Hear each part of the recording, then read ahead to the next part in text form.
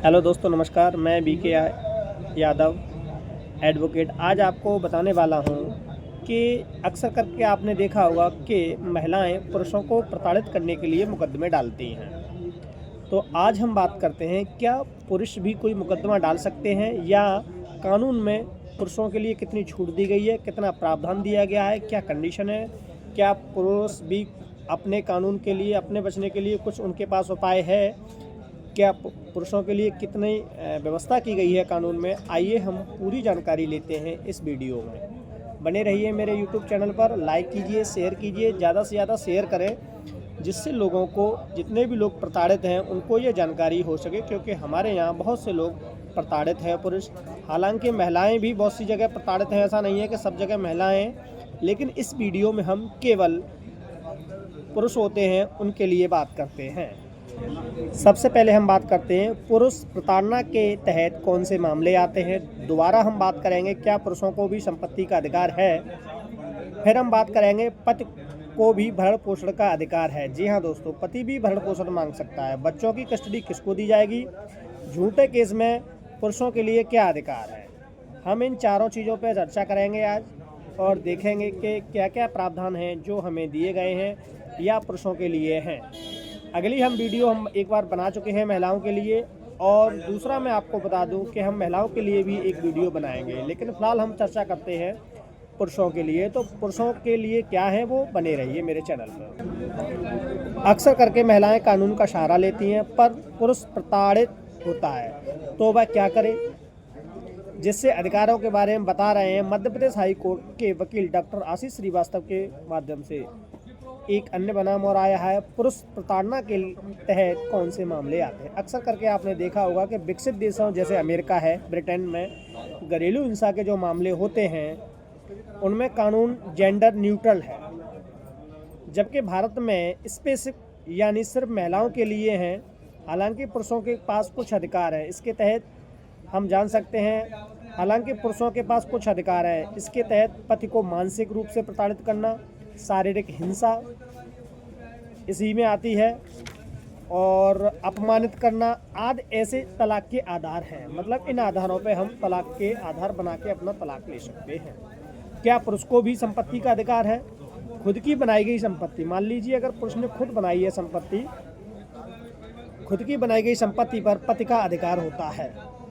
पत्नी या बच्चों का उस संपत्ति पर कोई अधिकार नहीं होता। जी हाँ दोस्तों, पत्नी या बच्चों का उस पर कोई अधिकार नहीं होता है। हम जिसे चाहें उसे दे सकते हैं। पत्नी के मरने के बाद पति का उस प्रॉपर्टी पर अधिकार होता है।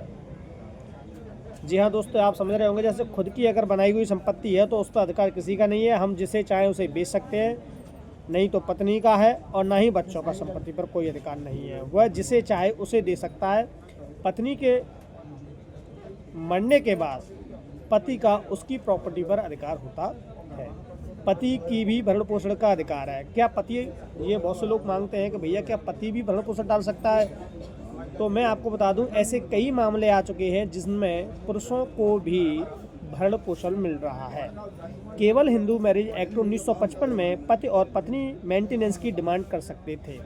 जो हिंदू मैरिज एक्ट बनाया गया था उसमें पहले सिस्टम ये था कि केवल पत्नी ही डिमांड कर सकती है भरण पोषण की, अगर पति शारीरिक या मानसिक तौर से कमज़ोर है। जी हाँ दोस्तों, अब ये सुविधाएं किनको दी गई हैं, पति को। ऐसा नहीं है कि कोई भी पति कमा रहा है और वो इस वीडियो को डाल दे और वो देख के कहेगा हाँ साहब मेरा भी मुकदमा डल जाएगा, ऐसा नहीं है। पति अगर मानसिक रूप से पीड़ित है,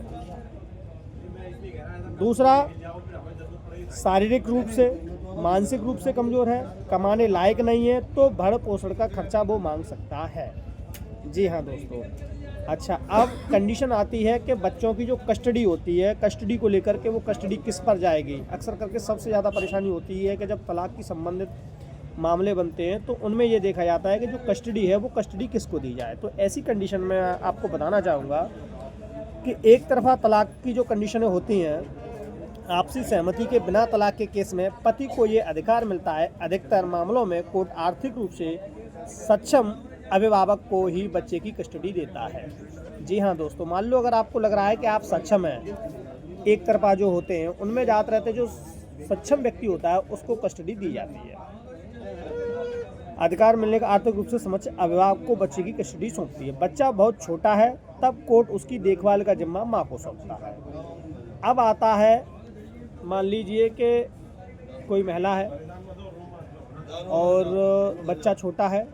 अगर बच्चा छोटा है तो जो भी उसकी कस्टडी होगी वह उसकी माँ को दी जाएगी, क्योंकि बच्चा अभी दूध पीता है। अभी उसके पति अगर उसके पास रहेगा तो बच्चे की हालत या कंडीशन खराब हो सकती है। अब झूठे केस में पुरुषों के कितने अधिकार हैं? अगर ये देखा जाए तो दहेज प्रताड़ना या मान लो 498 झूठे अक्सर करके लगाती हैं पत्नियां। आईपीसी की धारा 498 के तहत झूठे केस करती हैं। इन केसों से बचने के लिए भी बहुत सारे उपाय हैं, लेकिन अगर आप वाकई में आपके साथ शोषण हुआ है तो वो महिलाएं डाल सकती हैं। लेकिन अगर आपके साथ शोषण हो रहा है तो उसके लिए भी प्रावधान अलग से बनाए गए हैं, जिसमें पुरुष 498 में भी अपने अगर उनके पास एक सबूत है या कुछ ना कुछ कंडीशन है तो वो उन झूठे मुकदमों में नहीं फंसते और उनको ज़्यादा से ज़्यादा पति के खिलाफ जो झूठी शिकायत होती है उनमें वो बच जाते हैं आराम से। लेकिन ज़्यादातर महिलाएं झूठी शिकायत ही करती हैं। इसके बारे में अगर लंबी वीडियो जो और भी डिटेल में जो व्यक्ति जानना चाहते हैं तो मेरे को कमेंट करें, मैं एक वीडियो बना के उनको दूंगा। और वैसे मैंने ऑलरेडी सारे अलग अलग वीडियो बना के डाल चुका हूं, जिसको आप देख सकते हैं और आपको पूरी जानकारी मिलेगी। धन्यवाद।